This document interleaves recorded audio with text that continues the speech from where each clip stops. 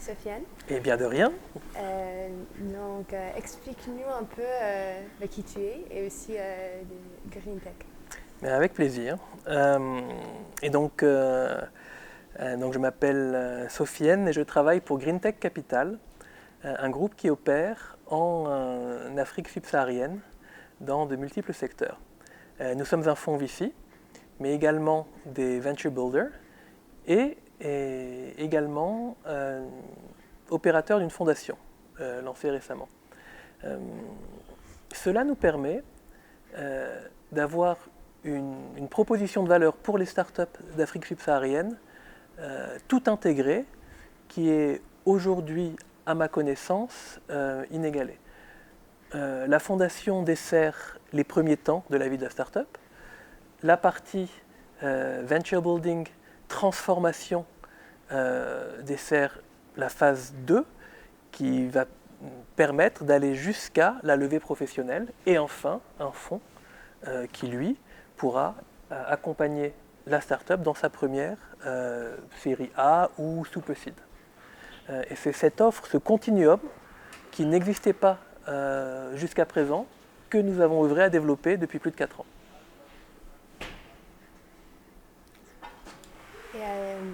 Donc, une fois que le contact est établi entre un entrepreneur et Green Tech, comment ça se passe le premier rendez-vous?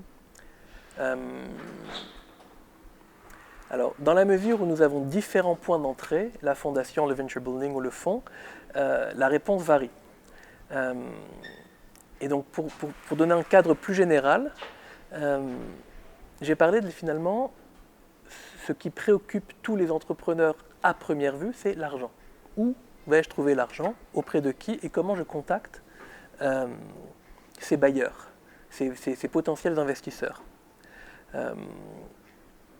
En fait, il est un conseil. Finalement, ça s'applique à la vie, aux relations interpersonnelles entre individus aussi. Il est préférable d'aller voir quelqu'un quand vous n'avez pas besoin de lui. Donc, si un entrepreneur vient me voir pour me dire « il me faudrait 1 million dans 3 semaines », ça ne va pas être possible. Parce qu'il faut savoir qu'entre le moment où on commence à prendre à tâche et le moment où de l'argent va être effectivement déboursé, il se passe des mois. Des mois. Parce qu'il y a tout un temps de traitement du dossier, d'analyse, de due diligence, etc. Si maintenant j'ai un entrepreneur qui me fait un signe, un message, LinkedIn, une rencontre dans un forum, une mise en relation par un autre entrepreneur qui me dit voilà mon idée, voilà mon projet, et à la vitesse où je vais, je pense que d'ici 1 an, j'aurai besoin de vous, on reste en contact. Ah, très bien. Il m'a expliqué ce qu'il voulait faire, là où il voulait aller, il va me tenir au courant. Dans 6 mois, il me recontacte, mais vous vous rappelez, je vous avais dit ça? Ben, ça a marché. Aujourd'hui, j'en suis là. Ben, tu éveilles mon intérêt. Tu as un plan, tu l'exécutes et tu me tiens au courant. Oui. Et quand, en avance de phase, il vient me voir pour me dire, non pas dans 3 semaines, j'ai besoin d'1 million, mais pour permettre l'exécution de mon plan et le déploiement de mon projet, il me faut 1 million dans 3 mois, dans 6 mois, oui, là, bah, on a déjà bâti une relation avant que tu me demandes quelque chose.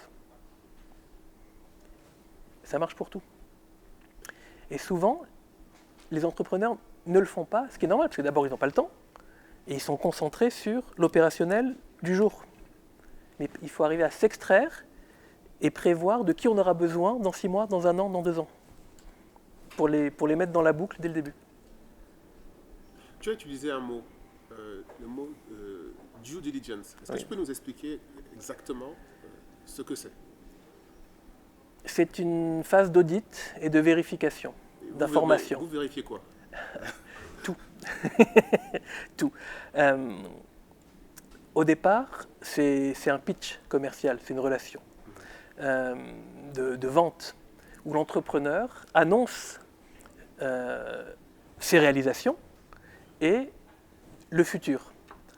À un moment, on va vérifier que ces réalisations sont exactement telles qu'il les a vendues. telles qu'il les a décrites. Et tout est passé au crible.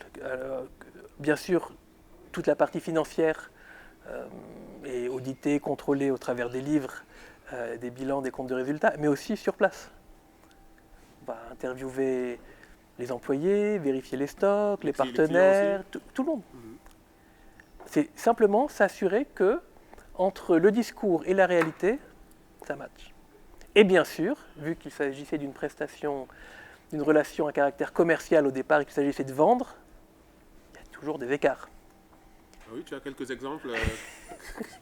La question, c'est de savoir si ces écarts sont un deal breaker ou pas. Est-ce qu'on peut vivre avec ça ou pas?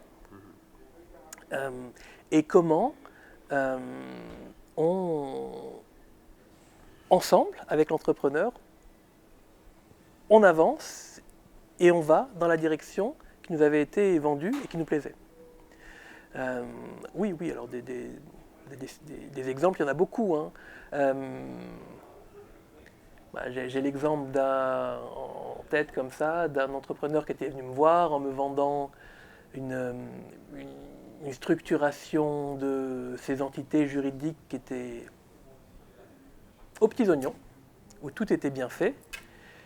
Et on se rendait compte en allant chercher que c'était pas le cas. Il y avait des trous dans la raquette. Mais est-ce que le jugement ou la décision de l'investisseur, c'est sans appel? Car par exemple, s'il y a une due diligence, est-ce qu'il est possible pour un entrepreneur de s'améliorer et de revenir de revenir te voir dans 6 mois ou dans 1 an? Exactement, c'est du business.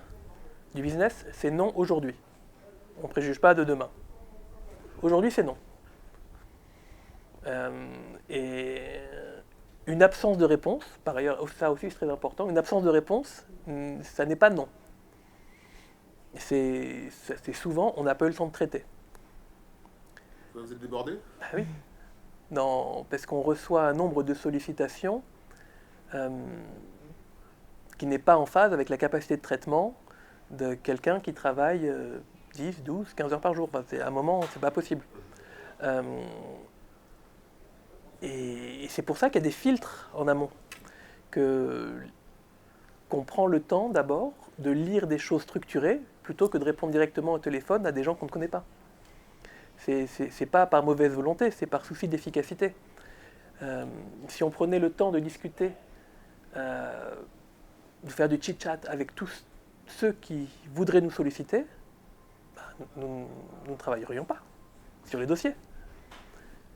Donc le filtre, c'est l'écrire. C'est soit une recommandation forte de quelqu'un avec qui on travaille déjà, c'est le meilleur, mais sinon c'est l'écrit. Mais en termes de sollicitation, ça se chiffre à plusieurs dizaines par mois, plusieurs centaines? Enfin, on est sur quel ordre de grandeur dans un fonds d'investissement comme le tien? Alors nous, sur ce qu'on analyse, je crois que l'an dernier, on était à quoi? Plus de 1000 c'est au moins 1000 reçus, de toutes parts. Et qualifiés, non, c'est plus que ça en fait. Parce que qualifié, on doit être au-dessus de 200, 300, où on regarde, on dit des choses. Et donc dans ça, il y a des choses qui forcément passent à la trappe. Donc par manque de temps, par mégare, donc une non-réponse, ça n'est pas un non. Donc conseil aux investisseurs, dont moi, essayez de voir ceux à qui on n'a pas répondu. L'idéal, c'est de répondre à tout le monde. C'est souvent un vœu pieux. Et pour les entrepreneurs, une non-réponse, ça n'est pas un non.